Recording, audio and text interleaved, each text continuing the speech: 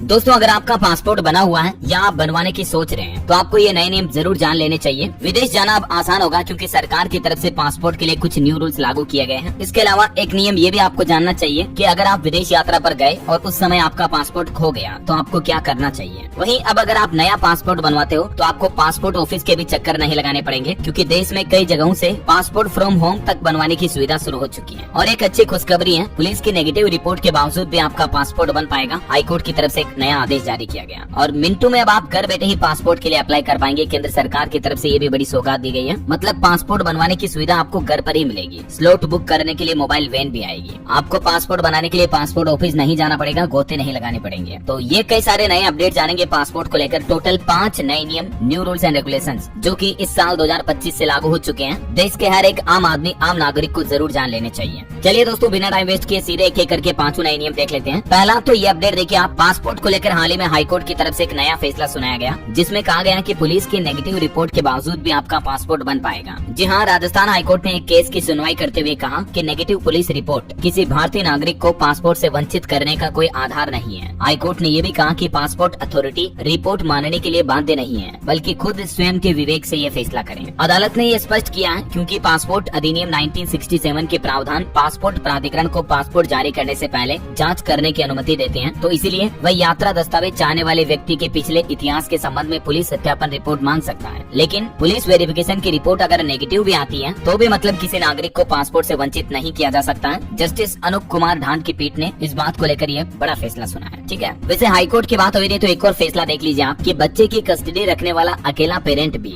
नाबालिग के लिए पासपोर्ट अप्लाई कर सकता है। तेलंगाना हाईकोर्ट ने 4 साल की बच्ची की मां द्वारा याचिका को स्वीकार करते हुए ये एक अहम फैसला सुनाया। अगर कोई माता या कोई पिता अकेला बच्चे की कस्टडी कर रहा, देखभाल कर रहा, बच्चे को बड़ा कर रहा, तो उसके लिए जरूरी नहीं है कि उसके पिता की सहमति चाहिए या माता की सहमति चाहिए या और पति पत्नी में से किसी और की गार्जियन की सहमति चाहिए, ऐसा कोई जरूरी नहीं है। समझ रहे हो? जो अकेला पेरेंट उस बच्चे को पाल पोस के बड़ा कर रहा, सिर्फ उसी के द्वारा भी बच्चे के लिए, नाबालिग के लिए पासपोर्ट अप्लाई किया जा सकता है। ये इस मामले को लेकर हाईकोर्ट की तरफ से अहम फैसला सुनाया गया। ठीक है, और अगला अपडेट देखिए दोस्तों, अब मिनटों में घर बैठे आपको पासपोर्ट मिल जाएगा। केंद्र सरकार की तरफ से बड़ी सौगात दी गई है। केंद्र सरकार ने एक नई पहल शुरू की है इसी साल 2025 से, जिसके तहत सरकार का ये प्लान है दोस्तों कि आने वाले 5 सालों में आपको अपने घर के नजदीकी डाकघरों के जरिए पासपोर्ट सेवा केंद्र, पासपोर्ट ऑफिस, पासपोर्ट सेवा केंद्र यानी POPSK की संख्या को 442 से बढ़ाकर 600 तक करने की योजना है। और इस योजना का मुख्य उद्देश्य यही है कि आम नागरिकों को उनके नजदीकी डाकघर में भी पासपोर्ट की सुविधा उपलब्ध हो जाए। समझ रहे हो? अब आप अपने नजदीकी किसी CSC सेंटर पर जाकर के भी पासपोर्ट के लिए आवेदन कर सकते हैं, कॉमन सर्विस सेंटर के जरिए भी।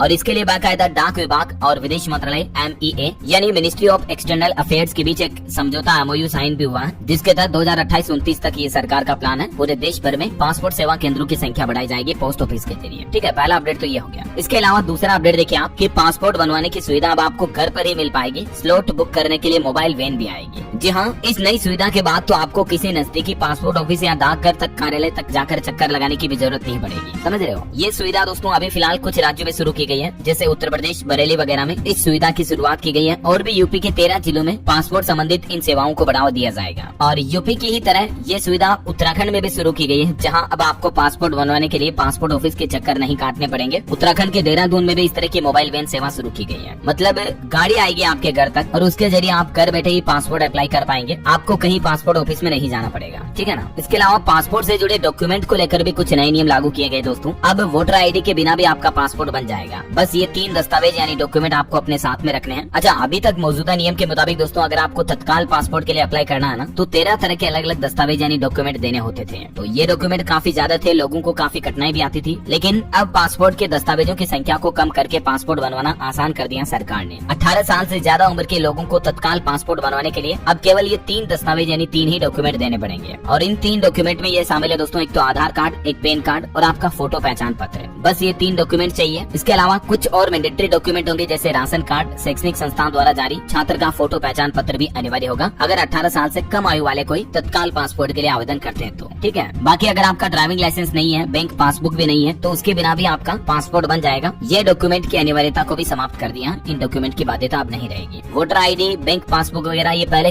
कंपलसरी डॉक्यूमेंट थे तत्काल पासपोर्ट के लिए, ठीक है। लेकिन बिहार राज्य से नई बात शुरू की गई है, जिसके तहत अब आपका तत्काल पासपोर्ट बनवाना बहुत ही आसान होगा। चलिए अगला अपडेट देखिए। विदेश यात्रा करने वालों के लिए भारत सरकार ने एक और बड़ा फैसला लिया है। अब निजी डेटा एकत्र करेगी सरकार। जी हाँ, जो भी लोग अब विदेश जाएंगे उनको अब कई तरह की जानकारी सरकार को बतानी होगी। मतलब आपकी पर्सनल डेटा, पर्सनल जानकारी बाकायदा केंद्र सरकार आपसे पूछेगी कि उस यात्रा पर आपने कितना खर्च किया, आपका खर्च किसने और कैसे उठाया, कितने पैसे खर्च किए, मतलब ऐसा। तस्करी वगैरह को रोकने के लिए सरकार की तरफ से ये नियमों में बदलाव किया जा रहा। कौन कौन सी जानकारियां ली जाएगी, ये पूरी लिस्ट आप देख सकते हैं। आपसे आपका टिकट, PNR नंबर वगैरह पूछा जाएगा। इसके अलावा आपका mobile number, phone number, email वगैरह जानकारी भी भरनी होगी। आप किस ट्रेवल एजेंसी के जरिए जा रहे हैं, ये जानकारी भी गवर्नमेंट आपसे एयरपोर्ट पर पूछेगी। अगर एक एयरलाइन ने टिकट दूसरी एयरलाइन को बेचा हो तो कोड शेयरिंग इन्फॉर्मेशन भी प्रोवाइड करनी होगी। बाकी आप कौन कौन सा सामान ले जा रहे हो, कितने दिन तक ठहरोगे, कहाँ कहाँ क्या कुछ, आपका पूरा रूटीन जानकारी अब गवर्नमेंट लेंगी, ठीक है ना। चलिए अगला अपडेट आ रहा। अब नहीं होगा पासपोर्ट में फर्जीवाड़ा, SP और कमिश्नर की बढ़ाई गई जिम्मेदारी। इसको लेकर नई गाइडलाइन भी जारी कर दी है। पश्चिम बंगाल में आए दिन पासपोर्ट बनवाने में जो फर्जीवाड़े के मामले सामने आते रहते हैं, तो उसके बाद बंगाल सरकार और पुलिस कमिश्नर के द्वारा कुछ नए आदेश जारी किए गए हैं। देखिए रिपोर्ट कहती है कि इस साल भी, मतलब बीते साल 2024 में भी खूब चला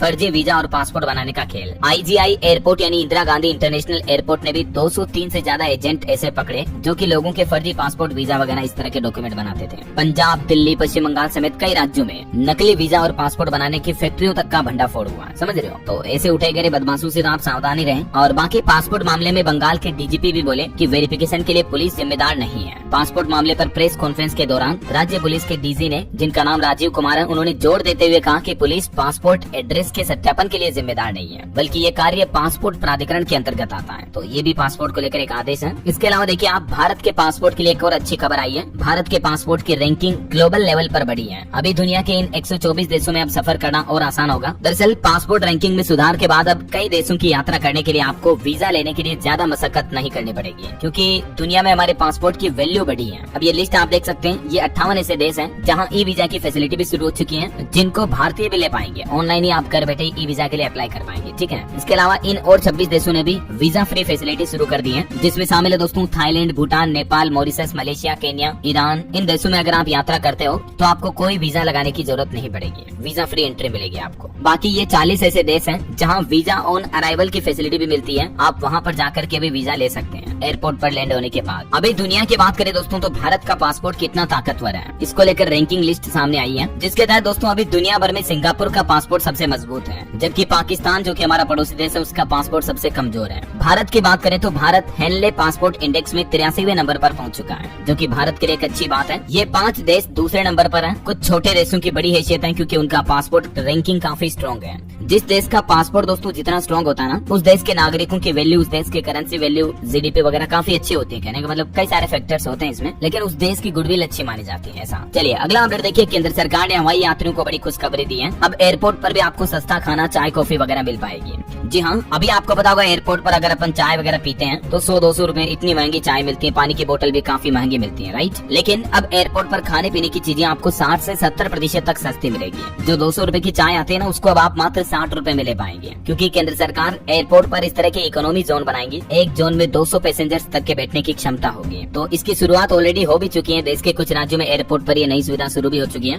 बाकी सरकार का प्लान है 2025-26 के दौरान सभी एयरपोर्ट पर आपको इस तरह के किफायती इकोनॉमी जोन देखने को मिलेंगे, ठीक है ना, जहाँ जाकर आप सस्ते में खाना पीना ले पाएंगे। खाने पीने की चीजें आपको काफी सस्ती मिल जाएगी। ओके, चलिए अगला अपडेट देखिए। जाली पासपोर्ट रैकेट का एक और बड़ा खुलासा हुआ। भारत बांग्लादेश सीमा पर भी धड़ल्ले से फर्जीवाड़ा हो रहा। कुछ आतंकी साजिश भी रची जा सकती है, इसको लेकर भी चेतावनी जारी की गई है। बंगाल में देख सकते हैं आप। कोलकाता में तो अभी हाल में फर्जी पासपोर्ट रैकेट का एक मास्टरमाइंड भी गिरफ्तार हुआ। दोस्तों आप कभी भी पासपोर्ट अप्लाई करें ना, तो किसी अनजान शख्स के एजेंट के द्वारा अप्लाई ना करें, बल्कि आप खुद या तो ऑनलाइन घर बैठकर अप्लाई करें या अपने नजदीकी पासपोर्ट सेवा केंद्र या CSC सेंटर पर जाकर के ही अप्लाई करें, ठीक है ना। ये बात का जरूर ध्यान रखें आप, ताकि आपके साथ किसी तरह की धोखाधड़ी ना हो, क्योंकि कई लोग ट्रेवल एजेंसी की आड़ में फर्जी पासपोर्ट रैकेट वगैरह चलाते हैं। हाल ही में ऐसे मामले भी सामने आए, पुलिस ने गिरफ्तार भी कर लिया। चलिए अगला अपडेट आ रहा। अब नहीं छूटेगी आपकी फ्लाइट, पेपरलेस होने जा रही हवाई यात्रा। बस मोबाइल से बनानी होगी एक ID। मध्य प्रदेश से ये नई शुरुआत होने जा रही दोस्तों। राजधानी भोपाल से देख सकते हैं आप। जल्द ही यात्रियों को विश्व स्तरीय सुविधाओं की सौगात मिलने वाली है, जिससे उन्हें लंबी लंबी लाइनों में लगने की जरूरत नहीं पड़ेगी। मतलब अब आपके एयरपोर्ट से जुड़े सारे काम एक ही ID के जरिए हो जाएंगे। इस तरह की यूनिक ID अलॉट की जाएगी अब आपको। और भी ज्यादा जानकारी आप देख सकते हैं इसके बारे में। इस तरह से यात्रियों को DG सेवा का लाभ मिल पाएगा, है ना। और कुल मिलाकर यात्री कुछ यूँ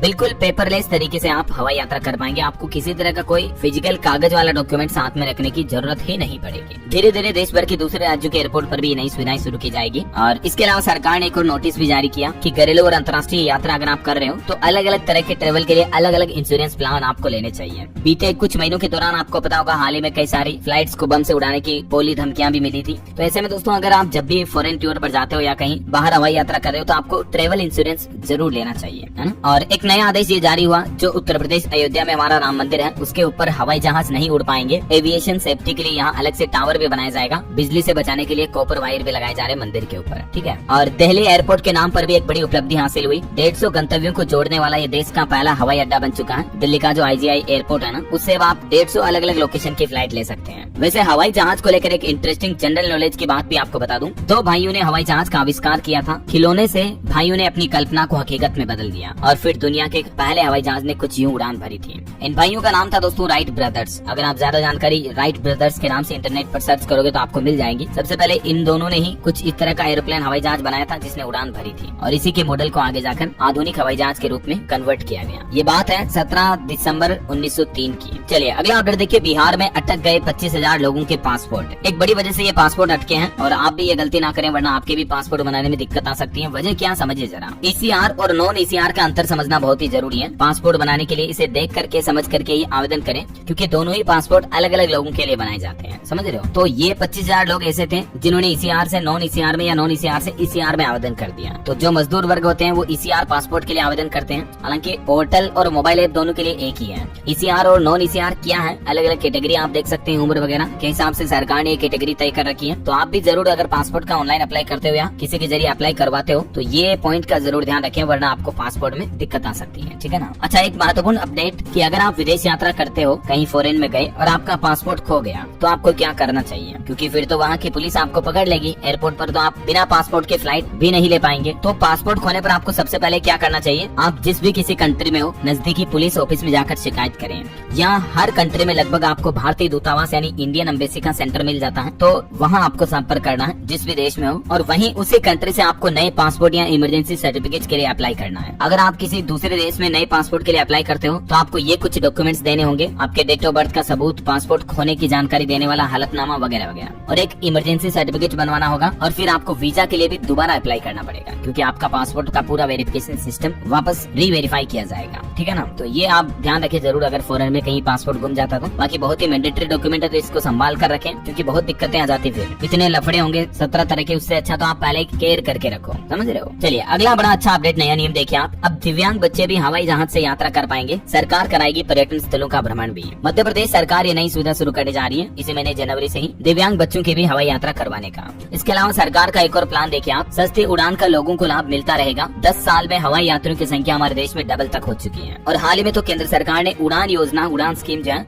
उसको आगे और 5 से 10 साल तक बढ़ाने का प्लान किया है। तो उड़ान योजना के तहत लोगों को सस्ते हवाई सफर का लाभ मिलता रहेगा, ठीक है ना। अच्छा इसके अलावा एक और अच्छी खबर है, अब हवाई यात्रा करते दौरान आप आसमान में भी इंटरनेट का इस्तेमाल कर पाएंगे। एयर इंडिया कंपनी ने इन फ्लाइट वाईफाई सेवा शुरू कर दी है और ये देश की पहली एयरलाइन कंपनी भी बन चुकी है दोस्तों, जो लोगों को अब हजारों फीट की ऊंचाई की उड़ान के दौरान भी मुफ्त वाईफाई की सुविधा देगी। कंपनी का कहना है कि फिलहाल ये सुविधा बिल्कुल फ्री रहेगी। नए साल के मौके पर एयर इंडिया की तरफ से ये बड़ी सौगात दी गई है। 10,000 फीट की ऊंचाई पर भी आपको फ्री में वाईफाई की सुविधा मिलेगी, ठीक है ना। फिलहाल इन फ्लाइट से ही ये सुविधा शुरू कर दी गई है। धीरे धीरे एयर इंडिया अपनी सारी एयरलाइंस में ये सुविधा शुरू करने का प्लान कर रही है। और एक अपडेट देखिए आप, हवाई यात्रा करने वालों ने बनाया रिकॉर्ड। भारत में पहली बार 5 लाख से ज्यादा पैसेंजर ने ट्रेवल किया एक ही दिन में, सिंगल डे में। ये भी इंडियन एविएशन सर्विस में नया रिकॉर्ड बना है। 17 नवंबर को बीते साल ये रिकॉर्ड बना था, ठीक है ना। और एक अच्छी खबर है, अगर आप थाईलैंड, बैंकॉक वगैरह घूमने जाते हो तो आसान होगा। पंजाब अमृतसर एयरपोर्ट से भी बैंकॉक की सीधी फ्लाइट सेवा शुरू हो चुकी है। इसके अलावा ठीक इसी तरह की सेवा उत्तर प्रदेश के लखनऊ एयरपोर्ट से भी शुरू होने जा रही है। यहाँ से भी आपको बैंकॉक, भुवनेश्वर वगैरह के लिए डायरेक्ट फ्लाइट सर्विस मिलेगी अब। ओके, तो ये दोस्तों हवाई यात्रियों और पासपोर्ट से जुड़े कुछ new rules and regulations update उम्मीद आपको जरूर जानने मिले होंगे। वैसे आप कौन से राज्य में रहते हैं, आपके राज्य का नाम मुझे नीचे कमेंट करके बताइएगा ताकि मैं आपके राज्य सरकार के नए नियम, बड़े फैसलों की जानकारी भी आपके मोबाइल तक पहुंचा दूंगा। और बाकी इस वीडियो को लाइक और शेयर करना, चैनल को सब्सक्राइब करके बेल आइकन जरूर दबा देना रोजाना ऐसे इन्फॉर्मेटिव जानकारियां देखते रहने के लिए।